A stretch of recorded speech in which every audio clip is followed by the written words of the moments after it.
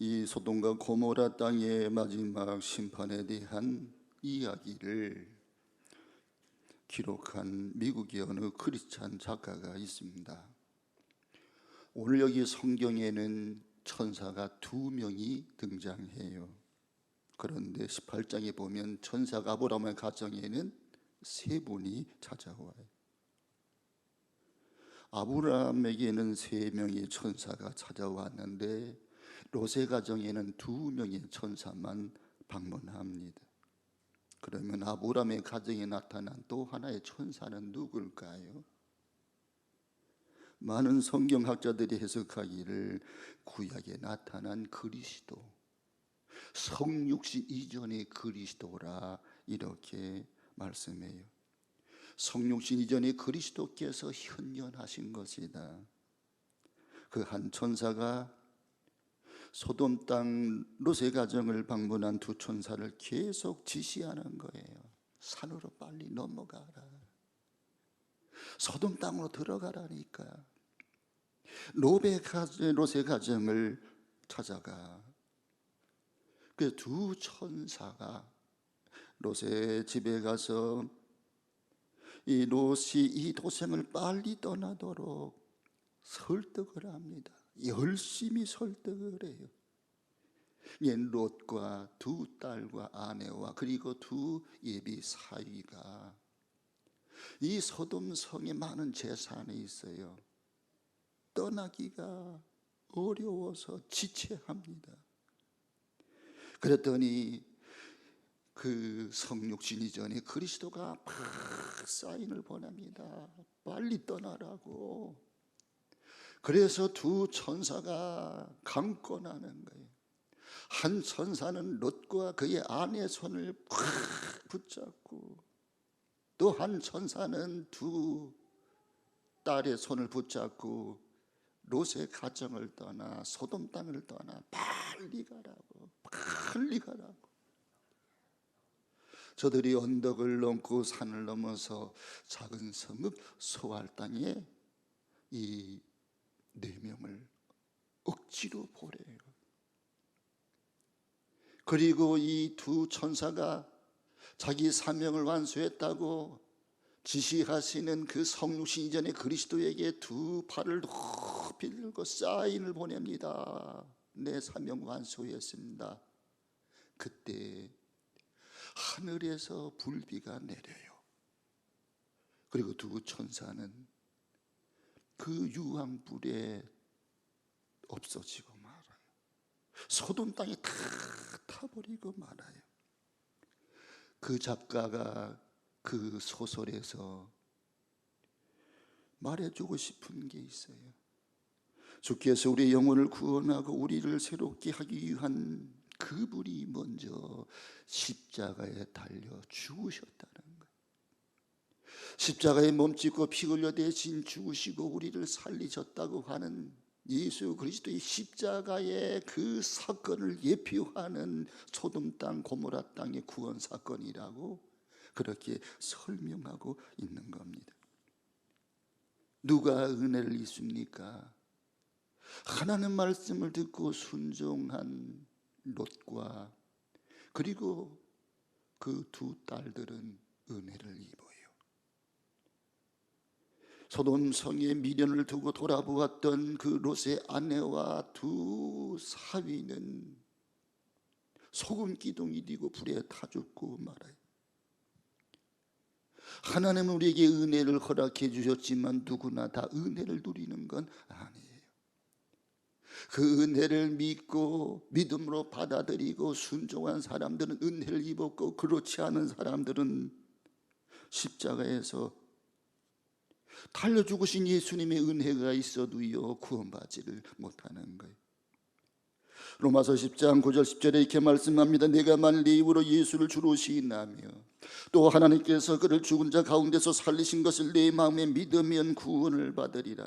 사람이 마음으로 믿어 의에 이르고 입으로 시인하여 구원에 이르느니라. 그렇습니다. 십자가 달려 죽으신 예수님을 내 마음에 믿어야 돼. 그 예수님 나의 구세주라고 내가 입으로 고백해야 돼요. 시인해야 됩니다. 그리고 주의 이름을 불러야 돼요. 예수님을 구주와 주님으로 고백하고 그분을 따라 순종의 길을 떠나기로 결심한 여러분들에게는 이 은혜가 주어지는 거예요.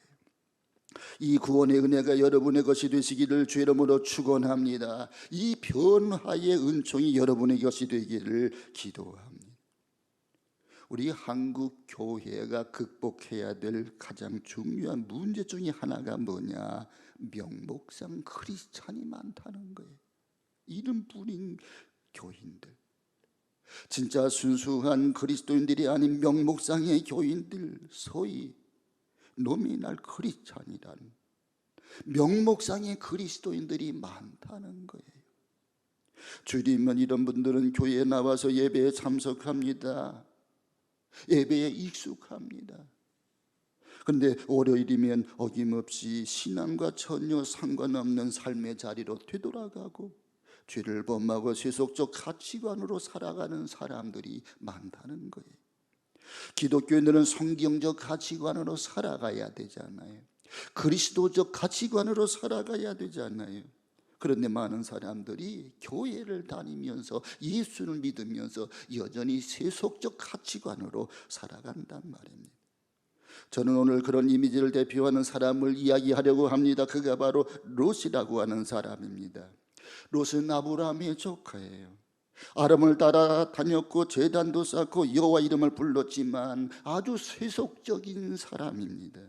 이해관계를 따질 때는 전혀 신앙이 없는 사람처럼 자기에게 은혜를 베푼 아브라함은 몰라라 했고요. 자기가 좋은 땅을 차지하겠다고. 그래서 이 물이 넘치고 풀밭이 있고 도시가 형성된 소돔 땅을 선택을 한 거예요. 오늘 본문에 포함되어 있는 창세기 19장의 전반부에 보면 소돔과 고모라의 죄악상이 묘사되고 있습니다. 아브라함 때문에 하나님은 천사를 보내셨잖아요. 천사 3명이 아브라함을 가정을 방문했다가 천사 2명은 롯의 가정을 찾아가게 됩니다. 그때 동네 사람들이 몰려와요. 롯의 가정을 방문한 이 2 남성을 우리에게 내놓으시오. 우리가 상관하리다. 이 상관한다고 하는 것이 히브리어의 언어에 보면 그게 동성연애 하겠다는 거예요. 소돔성 그 시대에 그 사람들이 그렇게 타락을 했습니다. 인류의 타락은 성적 타락에서 시작이 되는 거예요. 소돔 땅을 방문한 그 낯선 2 사람을 우리가 상관하니라 집단적으로 동성연애를 하겠다는 거예요. 이것이 고모라 성에 팽배하고 있었던 모습이에요. 창세기 19장 5절에 보면 그의 이르되 이 저녁에 내게 온 사람이 어딨느냐 이끌어내라 우리가 그들을 상관하리라. 그런데 롯의 반응이 아주 재미있습니다. 롯이 동네 사람들보다는 훨씬 낫지만 이상한 반응을 보여요.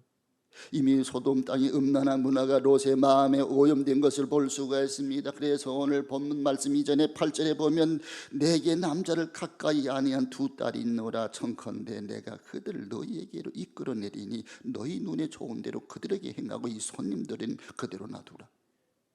손님을 유하는 것은 좋지만 그렇다고 자기 딸들을 이 부도덕의 현장으로 내어놓을 수 있었던 사람이 롯입니다. 지극히 세속적인 이미지를 가지고 있잖아요. 하나님은 더 이상 소돔 고모라의 죄악의 수준을 그대로 두고 볼 수가 없었어요.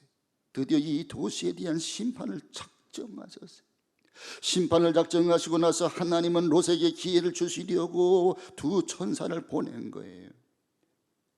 하나님 믿음 조상 아브라함 때문에 그의 조카 롯에게 많은 기회를 주시고 싶었던 거예요. 그래서 어떻게 말씀합니까? 롯아 내 가족을 데리고 빨리 도망하라. 내 생명을 보존하라. 오늘 말씀의 제목이 내 생명을 보존하라.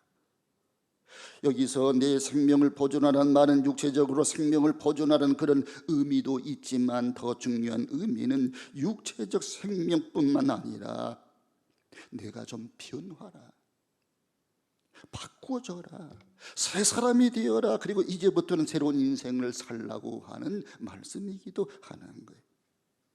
이 땅에 교인들이 많이 있지만 우리가 정말 예수님의 제자가 되어서 삶이 변화되고 가치관이 변화되기를 주님은 원하세요. 우리가 말씀에 대한 확신을 가지고요, 주님을 섬기는 하나님인 사람은 무엇을 해야 됩니까? 변화가 돼야 돼요. 뭐가? 생각이, 가치관이 먼저 변화가 되어야 생활이 변화되는 겁니다. 그런 대답을 우리가 오늘 본문 속에서 찾아보려고 그래요. 우리가 변화되려면 어떻게 해야 됩니까? 첫째는 하나님 말씀에 좀 더 진지하게 반응해야 돼요. 우리 한번 따라서 합시다. 하나님 말씀에 진지하게 반응하자. 오늘 본문이 시작되는 12절 말씀을 보겠습니다. 12절 말씀을 같이 읽습니다. 그 사람들이 롯에게 이르되 이외에 내게 속한 자가 또 있느냐? 내 사위나 자녀나 성 중에 내게 속한 자들을 다 성 밖으로 이끌어내라. 누가 한 말입니까? 하나님의 천사들이 한 말이에요. 어떻게 하든지 롯의 가족을 구하려는 하나님의 의도입니다. 누구 때문에요? 하나님의 사람 아브람 때문이에요. 아브람이 기도하자니 하나님, 저 소돔 땅에 의인이 50명 있으면 용서해 주시겠습니까? 용서해 주마. 45명은요, 40명은요, 30명, 20명, 10명은 10명이 없는 거예요.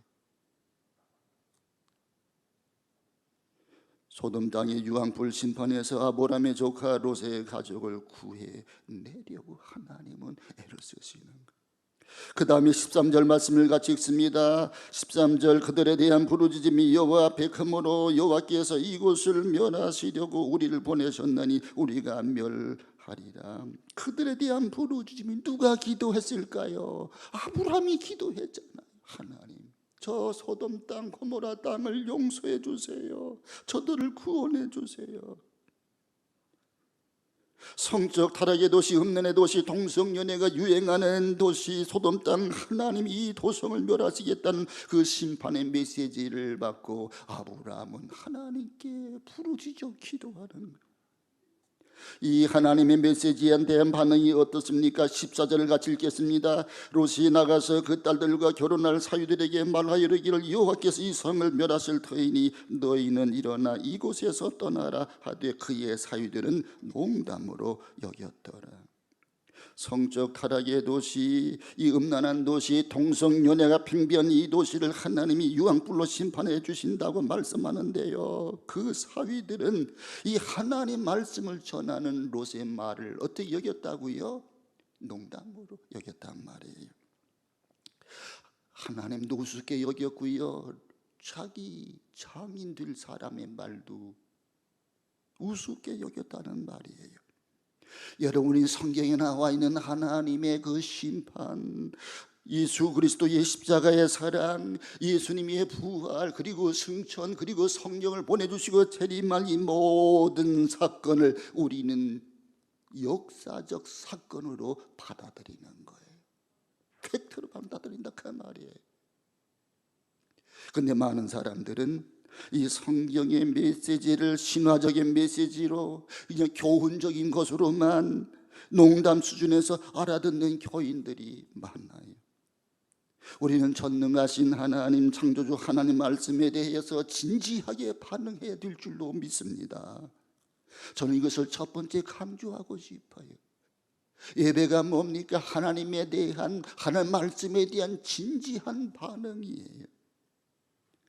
사람이 어느 때 가장 진지할 수 있습니까? 세 가지 경우가 있다고 그래요. 첫째는요, 술 취했을 때 진실해진대요. 술 취하고 성질 부리고 난폭함을 드러내고 아이들을 때리고 가재도구를 던지고 아내에게 폭언한 그 사람은요, 술이 취해서 그런 현상이 나오는 게 아니에요. 그 사람 마음속에 쓴뿌리가 있는 거예요. 그래서 주사가 나오는 거라고요. 성품이 나쁜 거예요. 술 취하면 진실이 나온다니까요. 두 번째는 어떤 사람이 마취하고 났을 때 진실해지는 거예요. 병원에서 수술하려고 할 때 이 마취를 먼저 시키잖아요. 그 마취가 되고 나면 몽롱해지는 거예요. 그때 진실이 나와요.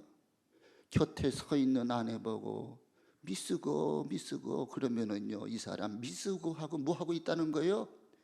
연애하고 있다는 거예요. 마취했을 때 진실이 드러나요.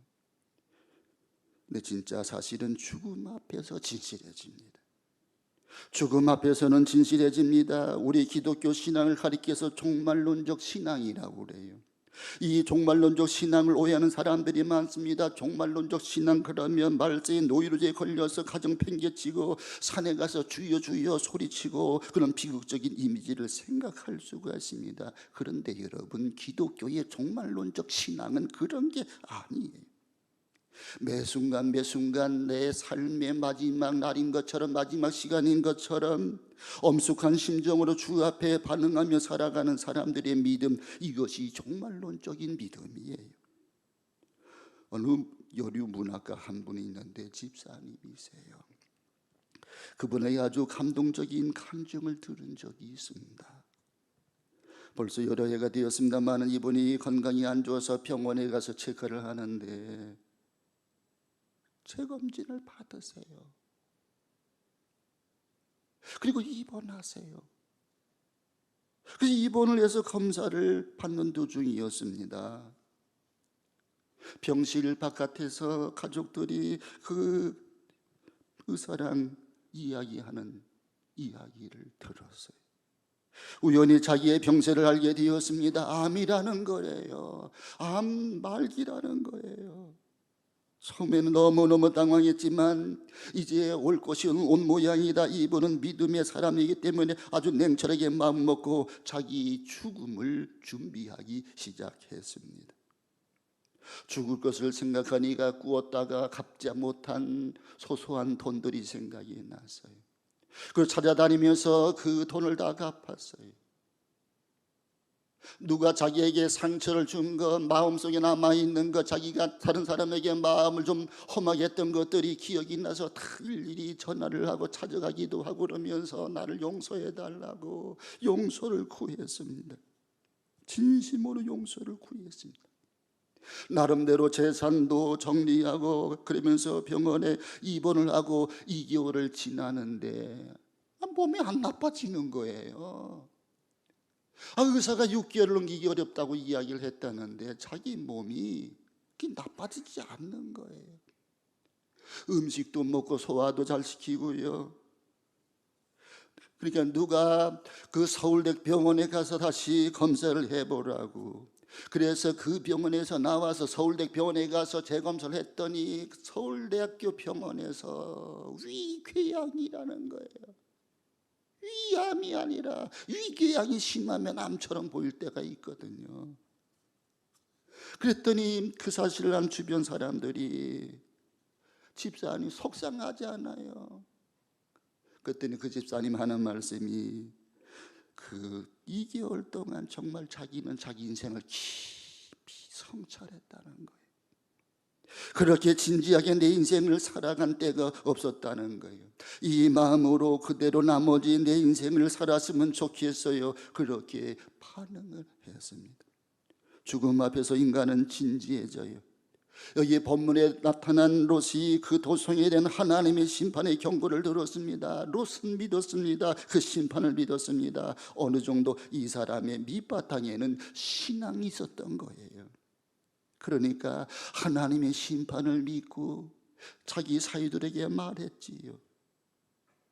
저는 롯이 하늘 말씀을 사위들에게 전달하는 과정에 있어서 이 커뮤니케이션에 어떤 문제점이 있을 수 있다라고도 생각을 해봅니다. 장인이 좀 권위가 없어서 그런지 사위가 말을 알아듣지 못한 탓도 있을 수가 있겠지요. 그러나 근본적으로 롯의 사위들은 세속의 문화, 음란 문화에 빠져서 하나님 자체를 인정하지 않은 거예요. 하나님 자체를 인정하지 않으니까 롯의 말도 인정할 수가 없는 거예요. 그러니까 지체하는 거예요. 여러분, 하나님의 심판을 믿으십니까? 역사의 심판 또한 믿으십니까? 인류 역사의 심판까지는 아니더라도 우리가 한 세상을 살고 일생을 산 다음에 주님 앞에 섰을 때 우리의 삶을 결산하는 그날이 반드시 온다는 그 사실을 여러분 인정하십니까? 내가 행한 모든 행동들, 나의 모든 일들에 대해서, 나의 모든 사고에 대해서, 내가 토해낸 언어에 대해서 낱낱이 주 앞에서 그렇게 계산되고 결산된다는 사실을 여러분 믿으시나요? 그렇다면 우리가 주님 앞에 가서 어여시 설 수 있도록 맺힌 것이 있으면 여러분 풀고 사세요. 누구의 용서받을 게 있으면 용서를 구하세요. 그리고 누구를 미워했다면 용서를 구하세요. 우리가 이 하나님의 심판을 참으로 믿는다면, 정말 그 하나님의 심판을 믿는다면 우리가 말씀 앞에 진지해야 되지 않겠습니까? 그러면 우리의 삶의 변화가 있게 되는 겁니다. 우리가 정말로 변화되려면 두 번째는 하나님의 은혜에 지체 없이 응답해야 돼. 우리 한번 따라서 합시다. 하나님의 은혜에 대하여 지체 없이 응답하자. 오늘 말씀 15절 같이 읽겠습니다. 동떨 때에 천사가 롯을 재촉하여 이르되 일어나 여기 있는 내 아내와 두 딸을 이끌어내라. 이 성의 죄악 중에 함께 멸망할까 하노라. 여기 동떨 때에 천사가 롯을 재촉했다고. 계속 재촉했어요. 밤새도록 재촉했어요. 저녁에 갑자기 어떤 이상한 손님이 찾아와서 하나님께서 이 소돔 땅을 유황불로 심판하신다고 그 메시지를 전한 것 자체가 불쾌했을 거예요. 저녁에 자려고 하는데 문을 두들고 들어와서 잠깐 실례합니다. 중요한 메시지를 전하러 왔습니다. 이 도시가 멸망할 것입니다. 떠나십시오. 유황불이 쏟아질 것입니다. 하나님은 죄악으로 가득 찬 이 소돔 땅 고모라 땅을 심판할 겁니다. 이 두 천사의 말을 들은 롯의 가정은 기분이 나빴을 거예요. 그런데 밤새도록 천사들이 계속 롯과 그 아내 두 딸들 사이들을 재촉하는 거예요. 그러나 소돔 땅을 탈출한 롯과 그 두 딸은 이튿날 불비가 내린 그 도시의 광경을 보았을 때에 이 무례한 천사들의 방문이, 낯선 손님들의 무례한 강권에 대해서 얼마나 감사했을까요? 여러분 중에 억지로 교회에 끌려다오는 분들이 있을 거예요. 남편 가운데 있을 거야. 아내가 교회를 나가니까 나도 안 나갈 수도 없고, 가정의 평화를 위해서 그래서 교회 나와주는 사람들이 혹 있을런지 몰라요. 그래서 주일날이 되면 괜히 꾸물꾸물대고요, 늦게 10분쯤 교회에 나와 앉아있는 분들이 있을지도 몰라요. 자꾸 아내가 자기를 감고 나니까. 그래서 여러분, 지금은 귀찮고 마음도 별로 즐겁지가 않고 그렇게 마음 상태를 유지하고 교회를 나오는 분들이 있을런지도 몰라요. 여기 롯이 제대로 응답하지 않았습니다. 어떻게 응답합니까? 16절 말씀을 보겠습니다. 그러나 롯이 지치하고 그 두 사람들이 롯과 그 롯의 손과 그 아내의 손과 두 딸의 손을 잡아 인도하여 성 밖에 두니 여호와께서 그에게 자비를 더하심이더라. 여기 16절에 어떤 말로 시작이 됩니까? 롯이 지체함에 바로 응답을 못하고 지체해서 꿈을 내는 거예요. 여러분 인생에 있어서 인생을 살아가면서 중요한 결정을 내릴 때 서두를 필요는 없습니다. 심사숙고해야 됩니다. 깊은 사고가 필요합니다. 이성적인 결정이 우리에게 필요합니다. 그러나 여러분, 절대로 결정을 늦춰서는 안 될 결정이 하나 있는데 그게 뭐냐? 영적인 결정이에요. 회개하는 결정, 회개할까 말까, 구원의 결정, 내가 구원받기 위해서 예수 믿을까 말까, 이 영적인 결정에 대해서는 지체하지 말아야 됩니다. 서두를수록 좋은 결단입니다. 왜냐하면 사람이 내일 일을 알 수 없기 때문이에요. 너희는 내일 일을 자랑하지 마라. 사람이 하루 동안에 무슨 일이 일어나는지 알 수 없다. 그리고 또 하나 중요한 것은 성경 그렇게 가르치고 제가 목회해 보니까 그게 맞아요. 회개도요, 아무 때나 하는 게 아니더라고요. 성령께서 감동을 주셔야, 은혜를 베풀어 주셔야만 회개도 가능한 거예요. 여러분, 하나님의 성령이 나를 감동할 때, 성령이 내 마음속에 움직여 주실 때, 그래 맞아, 나는 죄를 포기하고 이 삶을 버려야 돼, 나는 말씀대로 살아야 돼, 내가 주와 십자가를 붙들고 하나님 제대로 믿고 살아야 돼, 이런 마음을 성령님께서 강하게 주실 때 그때 회개할 수 있는 거예요. 그런데 우리가 이런 성령의 감동을 소멸하면 회개하고 싶어도요, 회개가 안 되는 그런 시점에 도달할 수 있는 거예요. 그래서 성경은 말씀합니다. 성령을 소멸치 말라. 그래서 저는 회개할 수 있는 것도 은총이라고, 믿음도 선물이라고 말씀드리고 싶어요. 장례를 치르면서 두 가지 경우를 보았습니다. 어느 가정입니다. 아버님이 예수를 잘 믿는 분이에요. 그런데 이제 연세가 많아서 교회를 못 나와서 집에 계실 때 임종을 기다립니다. 식구들이 쭉 둘러앉아서 하늘 가는 밝은 길이 찬송을 부르고 있습니다. 인간이 살아있을 때 마지막까지 살아있는 부분이 볼 때 청각인 것 같아요. 들으시는 눈은 감았는데 이 청각이 반응하는 거예요. 하늘 가는 밝은 길이. 집사님, 천국을 믿으시지요? 육체의 장막을 벗고 이제 예수님 보러 가실 텐데 예수님이 집사님 환영하는 거 믿으시죠? 그랬더니 고개를 끄덕끄덕 하더니 얼굴을 편안히 하고 눈을 감으시는 거예요. 그분의 임종 얼굴이 그렇게 밝을 수가 없어. 그렇게 행복할 수가 없어. 아름다운 임종이었어요. 하나님을 믿고 자기 영혼을 하나님께 맡기고 떠나는 아름다운 크리스찬의 모습을 보았습니다. 믿음도 하나님의 은사요 선물입니다.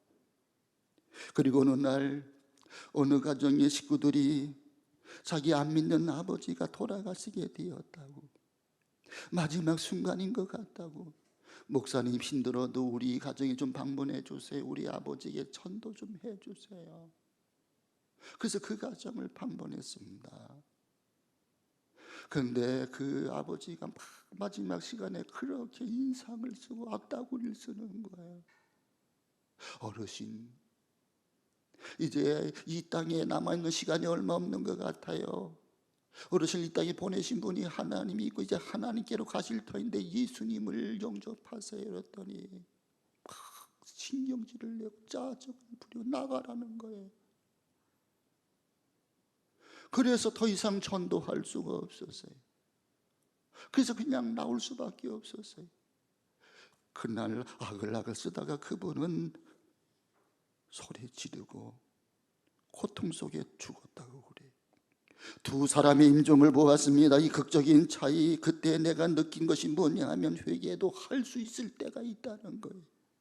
성령이 역사할 때 회개할 수 있지요. 회개케 할 수 있는 것도 하나님의 은혜라고 믿습니다.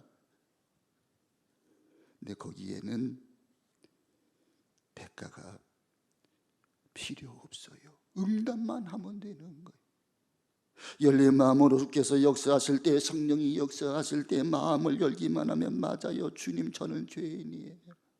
어디서 와서 무엇을 위해 살다 어디로 가지 알지 못하고 죄 가운데 방황하며 살았습니다. 이 땅에 오신 예수님, 나를 위해 십자가를 지신 예수님, 내가 예수를 내 마음속에 구주와 주님으로 영접합니다. 이렇게 고백할 수 있는 것도 성령의 역사고 은혜인 거예요. 주님, 나를 용서해 주세요. 구원받는데 이 값없이 주시는 구원의 은총, 값없이 주시는 그 회개의 은혜, 그 은혜를 내가 받아들여야 돼.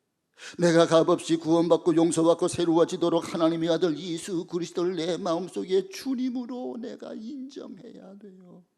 나의 허물과 죄를 담당하시고 피 묻은 십자가 일을 걸어가신 예수님을 내가 영접해야 되는 거예요. 그분이 대신 대가를 지불했기 때문에 우리는 값없이 은혜로 거저 구원을 받은 거예요. 그래서 하나님의 자녀가 될 수 있었던 거예요. 그의 고난이 우리에게 구원의 은혜를 주신 겁니다. 그 은혜를 내가 지체 없이 응답해야 되는 거예요. 마지막 세 번째는 주님의 강권하심이 은혜인 줄 알아야 돼요. 우리 한번 따라서 합시다. 주님의 강권하심이 은혜이다. 자, 그런데 왜 하나님이 강권하시나요? 오늘 이 본문에도 보면 강권하시잖아요. 15절 말씀 다시 한번 보겠습니다. 동틀 때에 천사가 롯을 재촉하여 이르되, 그랬잖아요. 재촉했다고 그랬어요. 강권했다고 그랬잖아요. 동틀 때에 재촉했습니다. 밤새도록 강권한 겁니다. 저녁에 와서 이 밤새도록 집을 떠나지 않고 심판이 온다고 떠나려고, 이 도성을 떠나라고 새로운 삶을 준비하라고 밤새도록 강권하고 있잖아요. 14절 하반절에 보면 여호와께서 이 성을 멸하실 터인 너희는 일어나 이곳에서 떠나라. 15절에 보니까 동틀 때 천사가 롯을 재촉하여 이르되, 일어나 여기 있는 내 아내와 두 딸을 이끌어내라. 이 성의 죄악 중에 함께 멸망할까 하노라. 지금 천사가 롯을 계속 강권하는 거예요. 재촉하는 거예요. 시간이 없다는 거예요. 결단하라. 내 아내 내 두 딸들을 빨리 이끌어내라. 그런데 여기 16절에 보면 롯이 지체하며, 그러잖아요. 16절 롯이 지체하며. 지금 천사는 계속 강권하고 롯은 꾸물꾸물대고 재촉하고 지체하고, 이게 반복되고 있는 거예요. 사람들의 모습으로 나타난 두 천사가 롯의 손과 그 아내의 손과 두 딸의 손을 잡고, 뭐라고 그랬습니까? 손을 잡고 강권해서 끌고 나갔다 그 말이에요. 여기 끌어내면서 특별히 주목해야 될 단어가 하나 있습니다. 뭐냐면 16절 마지막 부분인데, 우리 16절 마지막 부분을 보세요. 두 딸의 손을 잡아 인도하여 성 밖에 두니 여호와께서 그에게 뭐를 더하심이라? 자비를 더하심이라. 이 자비를 더하셨다는 말씀을 주목해 봐야 돼요. 강권의 시간에 주님께서 자비를 더하셨어요.